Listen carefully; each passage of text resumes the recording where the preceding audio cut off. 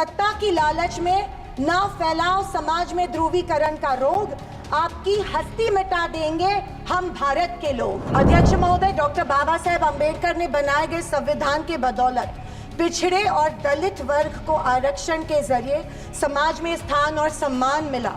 इनके मुताबिक गए 2014 के पहले कोई भी अच्छा काम देश में नहीं हुआ और कुछ महानुभावों के मुताबिक देश आजाद ही 2014 में हुआ। बीजेपी पिछले एक दशक से सत्ता में है, पर इनके मुताबिक आज भी हिंदू खतरे में है। क्या ये हकीकत है या फिर बीजेपी हिंदुओं को इस डर में रखकर अपनी राजनीति चमका रही है? पर आज वह आरक्षण भी इनके नजरों में खटक रहा है। इसीलिए सभी सरकारी और निम्न सरकारी कंपनीज का प्राइवेटाइजेशन करके इनडायरेक्टली आरक्षण खत्म करने का षड्यंत्र बीजेपी कर रही है। हम भारत के लोग, जो हमारे संविधान की प्रस्तावना है, इन 4 शब्दों में भारत की ताकत और महानता छुपी है। न कोई जात, न धर्म, न भाषा, न पहराव, सिर्फ हम भारत के लोग। इसी में ही हमारी पहचान है और इसी में हमारी गरिमा बसी हुई है। पर पिछले कुछ सालों में इस पहचान को, इसी ताकत को धर्म की राजनीति से कमज़ोर बनाया गया है। आज 2024 के बजट पर बात करने के लिए आपने मुझे मौका दिया। मैं थोड़ा आपको इतिहास में ले जाना चाहती हूँ। हम सब जानते हैं और पूरा विश्व ये मानता है कि कुछ शतकों पहले भारत सोने की चिड़िया थी। उस समय जीडीपी और इस प्रकार की चीज़ें नहीं थी, पर भारत इकोनॉमिकली और कल्चरली विश्व की एक महाशक्ति थी। और हम ये भी जानते हैं कि भारत में शूरवीरों की कोई कमी नहीं थी। बावजूद इसके मुट्ठी भर हमलावरों ने हमें कई बार लूटा और न सिर्फ लूटा, हमें सैकड़ों साल गुलाम बनाए रखा। ऐसे क्यों हुआ?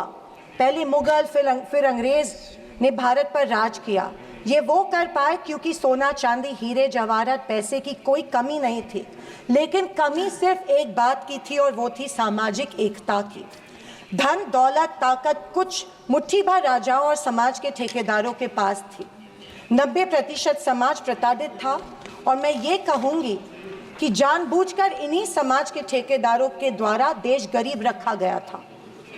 आज हमारा देश दुनिया की 5वीं लार्जेस्ट इकोनॉमी है और मुझे ये उम्मीद ही नहीं बल्कि पूरा विश्वास है कि हम जल्द ही दुनिया की पहले नंबर की इकोनॉमी बनेंगे, क्योंकि इसके प्रगति की मजबूत नींव स्वतंत्रता के बाद के सरकार ने रखी थी।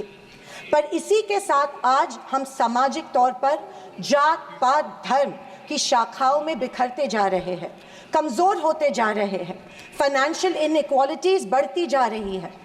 पैसा और सत्ता कुछ चंद ठेकेदारों के पास संचित हो रहा है, या मैं ये कहूँगी कि सत्ता की लालसा में ऐसा करवाया जानबूझ के जा रहा है।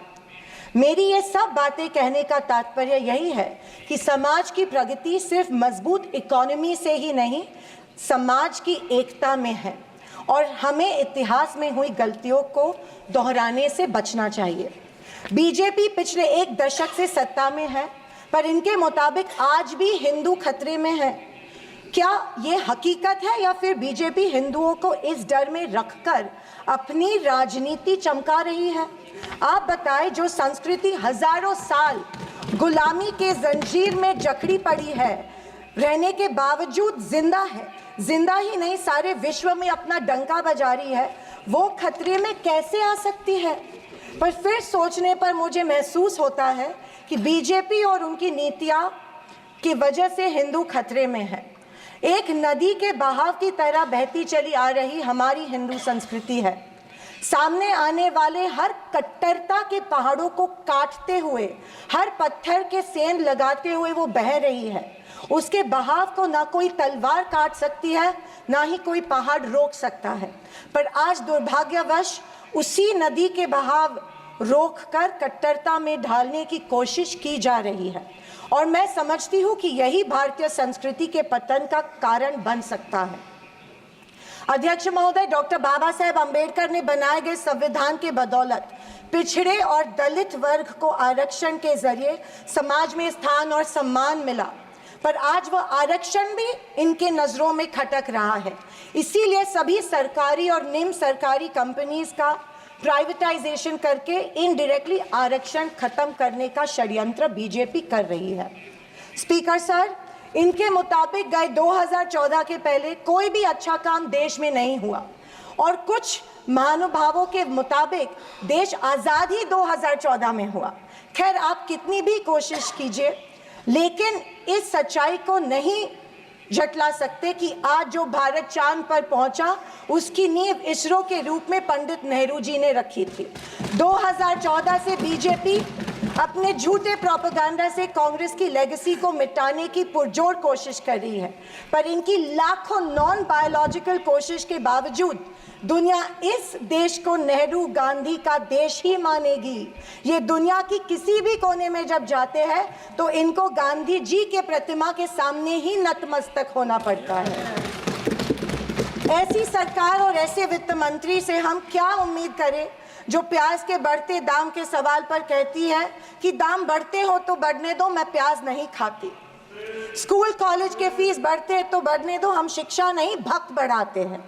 पर फिर भी जनता की प्रतिनिधि होने के नाते मेरा दायित्व है कि मैं लोगों के प्रश्न इस सदन में समक्ष पेश करूं। अंत में मैं यही कहना चाहती हूं कि बीजेपी विपक्ष की अवहेलना कर रही है कि हमें इतनी सीट्स मिली, जनता ने अस्वीकार किया, पर आपके 400 पार का क्या हुआ? पर मैं उनसे कहना चाहूंगी कि हम स्वीकार करते हैं कि सरकार बनाने के लिए पर्याप्त सीट्स नहीं जीत पाए। हाँ, हम हमारी बातें जनता को बेहतर तरीके से शायद नहीं समझा पाए, लेकिन ये भी कहना चाहूंगी कि हार गए तो क्या हुआ, झोला उठा के चल नहीं देंगे, यही डटे रहेंगे। एक मजबूत विपक्ष के रूप में भारत की जनता की आवाज बुलंद करते रहेंगे, सिर्फ और सिर्फ इस देश के लिए और इस देश के जनता के लिए। और आखिरी कुछ शब्द कह के मैं समाप्त करना चाहूंगी कि सत्ता की लालच में न फैलाओ समाज में ध्रुवीकरण का रोग। सत्ता की लालच में ना फैलाओ समाज में ध्रुवीकरण का रोग, आपकी हस्ती मिटा देंगे हम भारत के लोग। जय हिंद, धन्यवाद।